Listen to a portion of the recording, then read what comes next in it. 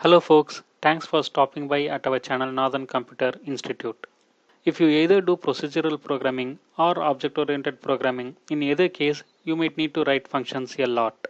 In this video, let's see how to get started with writing functions in Python.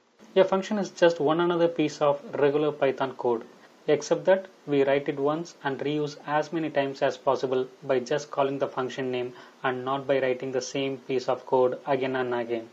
These are some fundamentals of a Python program. First, we define a function. By defining a function, we just tell Python, hey look, just have this function name in your memory and the code that belongs to this function should be executed whenever this function is being called later in the program. And so, just by defining a function, you may not be able to see any output unless and until you call the function later in the program. Functions are almost like a separate Python program, and similar to any program, it may or may not take inputs. If in case a function must have some inputs to be processed, then we need to have a placeholder while defining the function. Such placeholders are called arguments or parameters. We are going to see some examples on this shortly. When a function is being defined or called, the function name must be followed by an open and closed parenthesis whether or not the function takes an argument. Lastly, a function may or may not return some values. If in case a function returns a value, then you might need to handle that returned value, like storing them in a variable or just by printing them and so on. Alright, now after defining a function in a way you want, now it's time to call the function. Okay, now let's see some examples of how to define a function and calling them. Here in Eclipse IDE, I'm going to write my first function. To define a function, we use the keyword def, which stands for define, followed by the function name, let's say display success message, followed by open parenthesis and close parenthesis, and the entire line should be terminated with a colon. From the second line, we can mention the block of code that this function should execute once it is called. We mention this block of statements or code by indenting. By indentation, what I mean is we cannot mention the statements that belongs to this function in the first position directly below the function definition. So this statement will be invalid, and if you try to execute, you might get an error. You can see expected and intended block. So let me indent. Even if you have multiple lines for this function, all those lines should be indented at the same position.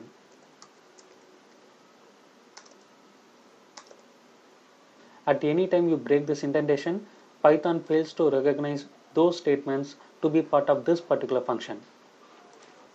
Let's say I'm having another indentation here. Then if you try to execute this particular function, you might get an error saying unexpected indent. Similarly, if you don't indent your statements anymore and start writing from the first position, then for Python this particular statement is not a part of this particular function. Now let me get rid of this. Let's see what happens when we execute this particular program. You can see you don't see any output in the console here, and that is because we have just defined this function and we never called it. So this function is in Python memory, but we never called and nothing happens. To call this function, we just mention the function name anywhere in the program. Now this is a complete program. If I run now, you can see we got the output 1, 2 and 3, which is a result of these three statements. And this is an example where a function takes no argument or parameters and the function doesn't return any values. The function just prints some statements. Now let's see some example of a function that takes some arguments or parameter, for which I'm going to define another function. Let me call the function as add numbers. Let me give two parameters, a, b. Even this time I'm just going to print, but after addition of those two parameters a and b. We can do directly an addition within a print statement. And now it's time to call the function. So let me give the two input parameters as 3 and 7. Now let's run the program. Oh, we can see the first 3 belongs to the first function, and 7 and 3 gets added to be 10 and it got printed. So this function is an example where it takes some arguments but doesn't return any value, it just prints. Next we are going to see an example where a function does take some arguments and also returns something instead of just printing them. As I said earlier, after the function returns a value, we need to handle that returned value. This time I'm just going to push it to another variable, and then I'm just going to print that variable. Let's see that in action.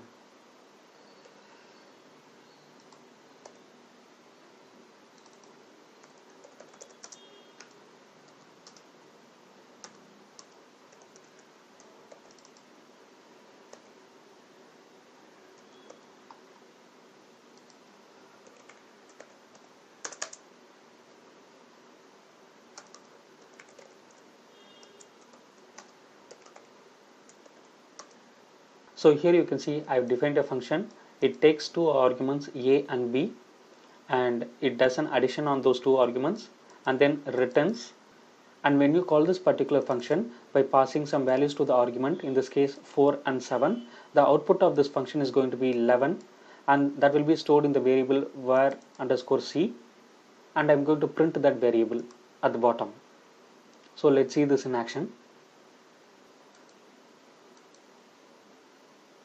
Oh, because I'm using the latest version of Python, the print statements also need a open and close parenthesis. And if I run now, yeah, here you can see these 3 lines are the output of the first function, the number 10 is the output of the second function, and the number 11 is an output of the third function that we just wrote, where it takes 2 arguments and returns a value, and we handle that return value by storing it in another variable, and we print that third variable. Now we got some exposure on how to write a function in Pythons. We are going to explore more on this in upcoming videos. Please stay tuned. Thanks for watching. Please like our video, subscribe to our channel and share it with your friends.